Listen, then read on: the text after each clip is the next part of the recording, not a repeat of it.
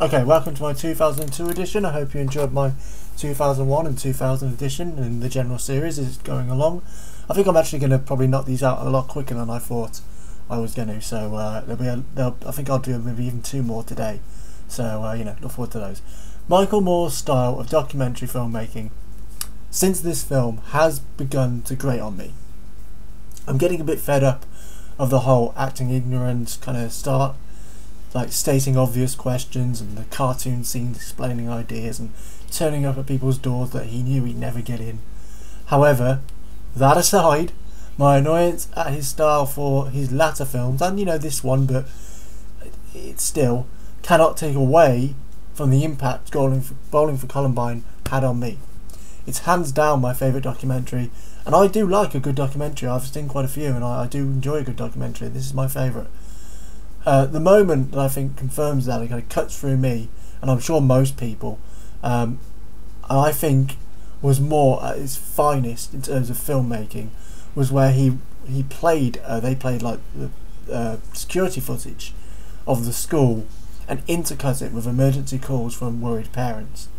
Moore knows to leave that moment as it is and not talk over it, and it's heartbreaking. It cuts through you like it should, and for that alone, this is the best movie of 2002. Okay, so 25th Hour, what a cast. That's what came to mind when I sat down to watch this film.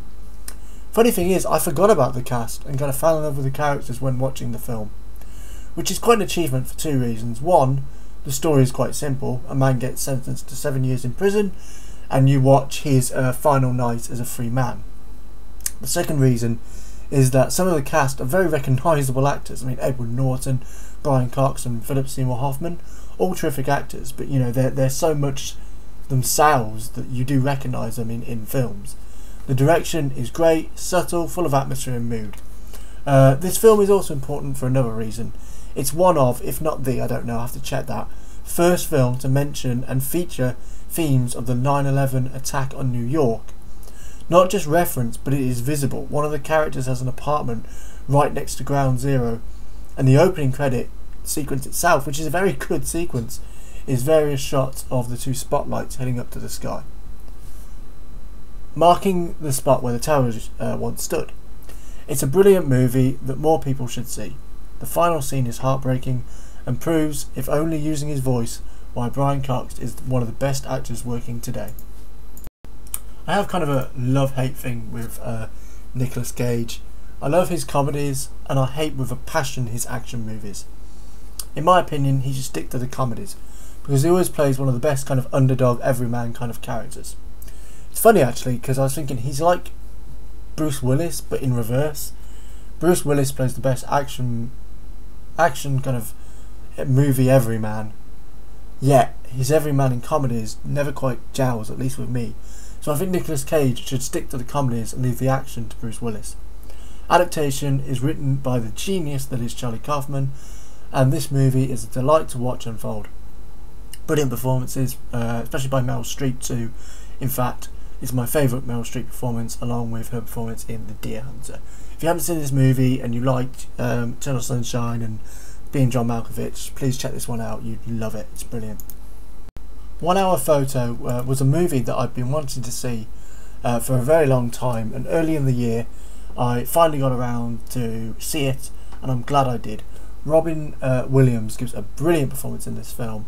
It's shot beautifully and it's just a great movie. It's got kind of a weird, ethereal kind of dream feel to the whole film.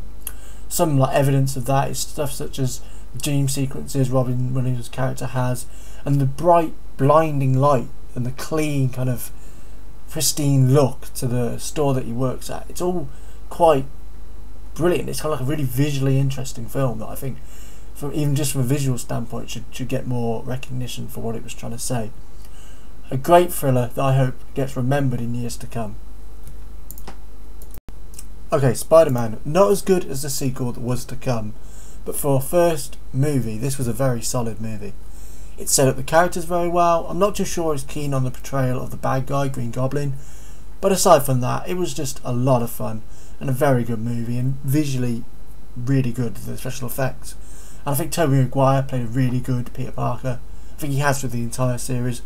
You know, shame about the third movie, but I still think his performance has still been good in keeping with the character. Kirsten Dunst was fantastic as Mary Jane, and also James Franco as well. But, you know, not as great as the second movie, but still a brilliant starting ground. So this was a good summer blockbuster. Okay, so I do think this is Punch Drunk Love, and I do think Adam Sandler needs to start doing more dramas because he's really good at it. But, you know, I like his comedies. I don't like all of them. I think some of them are really immature and stupid. But I like him. He seems a very decent guy. He seems just making movies that he finds funny and his friends find funny.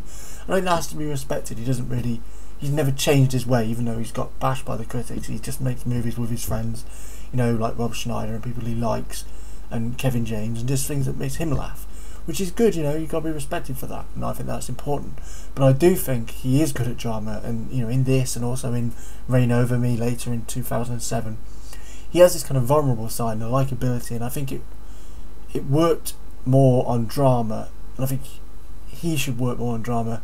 He would get rid of some of the criticism that gets thrown at him for his comedies, and he'd get respected more as a proper actor. But, you know, I like his comedies as well, but I do want to see him do more dramas because this film's just brilliant.